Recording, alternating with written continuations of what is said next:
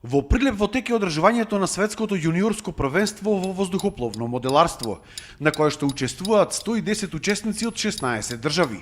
Според организаторите првенството поминува одлично. Вчера беше првиот надпреварувачки ден во категоријата на едрилици. Тоа е најтешката категорија за организација на овие надпревари, поради начинот на кој што се стартуваат овие модели. Ако се каже дека немаше ни еден приговор, ни еден протест од било кој селектор, од било која репрезентација, може да бидеме задоволни од сето тоа како протекна. Резултатите се сумираја утро од вчерашниот ден, а веќе денеска стартувавме со другата категорија, F1B, модели со погон на гумен мотор. Учествуваат 12 репрезентации во оваа дисциплина. Врвните спортисти од цел свет се тука, во оваа категорија, која е исклучителна по својот начин на реализација. И еве веќе после 3-4 турнуси, 4 надпреварувачки летови, имаме 19 надпреварувачи кои што ги исполнија условите за влез во четвртфинале.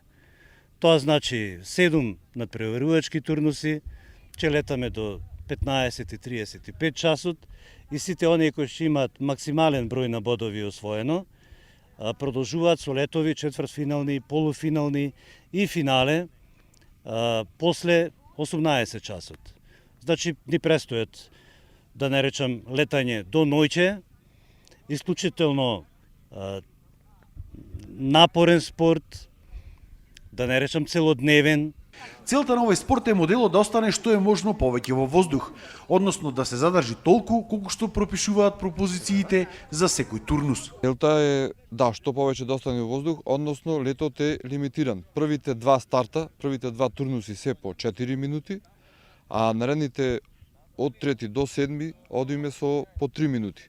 Што значи, ако сите 7 има максимално по 4 и по 3 минути, тогаш одиме по план, она што го кажавме дека е полуфинале и финале. А по планерните турнуси, надпреварот е со по 7 и 8 минути, што значи полуфиналето и финалето е со подолг лет. Така да и тоа е многу понапорно, затоа што и времето е по ветровито, така да моделите и прилично далеку може и веќе да не се прата, да не се гледат.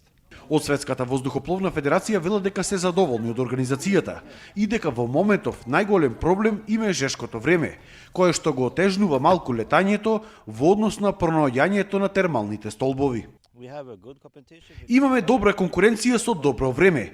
Тој дел е навистина лесен, но температурите се високи и тоа е предизвик за младите за да ги пронајдат термалните столбови. Тоа е најголем предизвик денеска, да се преживее топлината и да се најдат термите. Од друга страна, времето е фантастично за овој настан. Денеска летаме со гумењаците, а утре ќе имаме надпреварување во класата со мотори со внатрешно согорување. Тие што се бучни, имаме 7 држави кои што ќе летаат утре и 12 кои што летаат денеска. Инаку ова не е прв пат во Прилеп да се организира надпревар од ваков висок ранг од овој спорт.